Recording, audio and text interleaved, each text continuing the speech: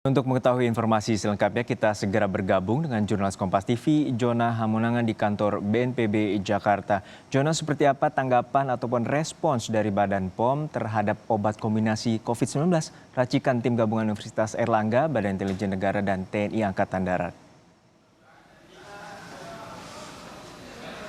Ya, selamat siang Herjuno dan saudara. Memang untuk ramuan obat racikan dari Badan Intelijen Negara, TNI Angkatan Darat, dan UNER ini akhirnya menjadi polemik di masyarakat dikarenakan memang terkait dengan transparansi data dan juga dari uji klinis yang tidak diketahui secara umum bagaimana komposisi dan formulanya. Dan untuk mengetahui bagaimana tanggapan dari Badan POM mengenai adanya komposisi dari adanya ramuan dari gabungan dari tiga institusi ini, saat ini di sebelah kanan saya sudah ada Bapak Anwar Santoso selaku anggota Komite Nasional Penilai Obat Badan POM.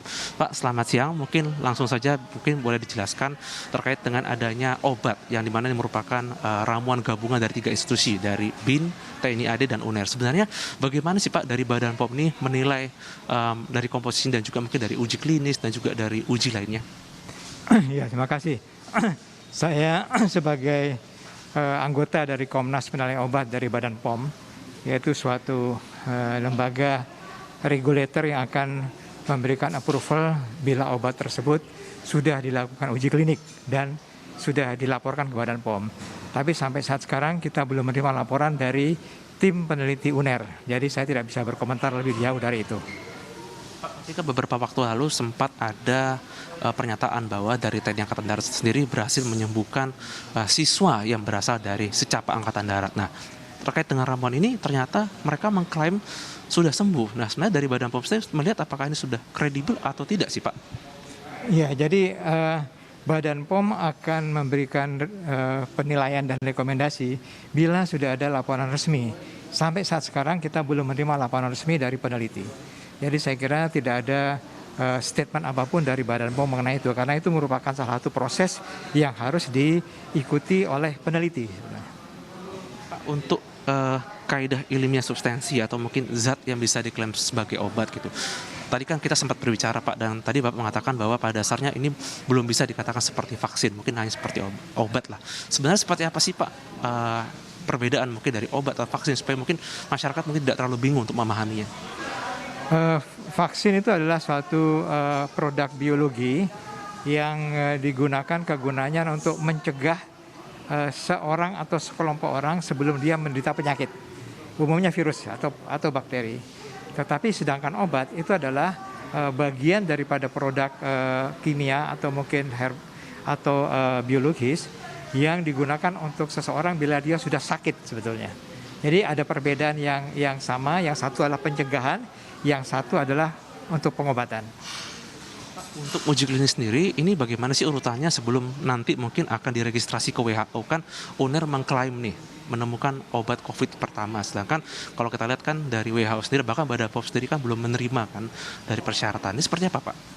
Jadi sampai saat sekarang memang dari saya menghargai sekali lagi adalah inisiatif dari beberapa perguruan tinggi maupun lembaga penelitian termasuk UNER, tetapi perlu dicatat bahwa bukan hanya UNER saja yang melakukan penelitian untuk mendapatkan vaksin atau obat tentang penanganan COVID-19 ya. Tapi ada juga misalnya dari UNPAD atau dari UI sendiri, atau dari mungkin UGM dan mungkin dari UNER juga.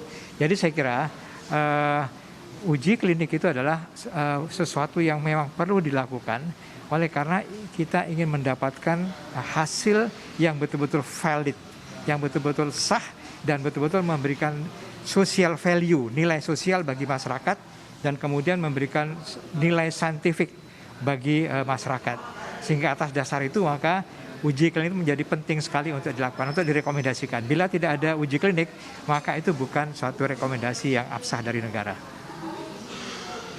Pak, ini mungkin terakhir untuk mempertegas Pak, untuk supaya masyarakat mengetahui seperti kaidah-kaidah yang harus dilakukan. Jadi mungkin masyarakat mungkin tidak mengenal seperti mungkin jalan pintas langsung menemukan obat. Sebenarnya bagaimana sih Pak urutannya agar mungkin masyarakat paham, jadi mungkin tidak langsung mengetahui oh ternyata ada pihak yang menemukan obat tuh. Seperti apa Pak? Obat itu memang diduga mempunyai potensi keuntungan, ada keuntungan, tapi jangan lupa juga ada efek samping, bahkan ada efek samping yang berbahaya bahkan fatal. Sehingga disitulah negara harus hadir yaitu Badan POM, untuk melakukan semacam pengawasan terhadap uji klinik, regulasi terhadap uji klinik. Jadi jangan dilupakan bahwa obat itu juga punya efek samping, sehingga tugas daripada negara, Badan POM adalah untuk membuat bahwa uji klinik tersebut betul-betul terstandar sesuai dengan standar internasional.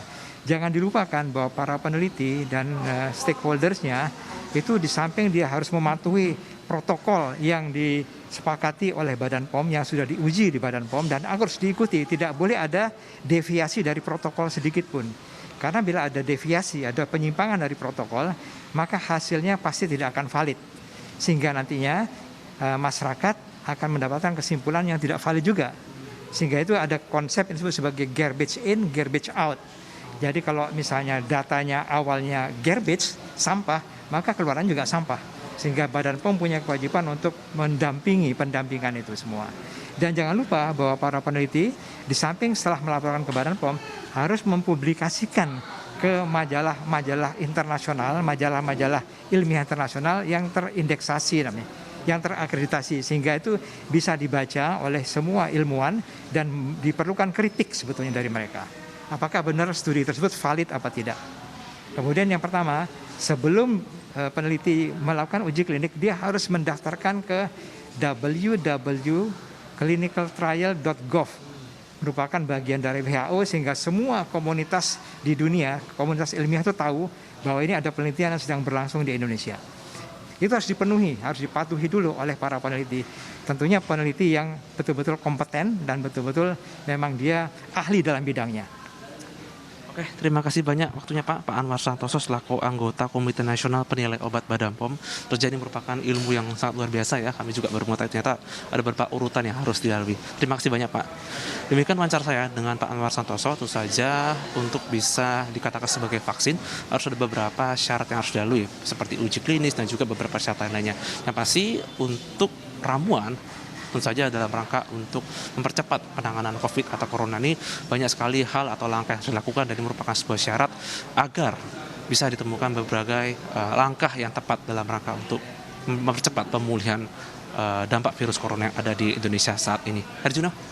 Ya, BP POM mengapresiasi upaya penelitian dari tim gabungan UNER, BIN dan maupun TNI AD. Namun demikian, BPOM menyatakan bahwa perlu ada uji klinis ataupun regulasi yang memenuhi standar internasional dan pentingnya bahwa mengetahui apakah ada efek samping dari obat yang telah ditemukan. Terima kasih rekan Jona Hamunangan dari kantor BNPB Jakarta terkait dengan polemik obat COVID-19, temuan dari tim peneliti gabungan Universitas Airlangga, Badan Intelijen Negara, serta TNI Angkatan Darat.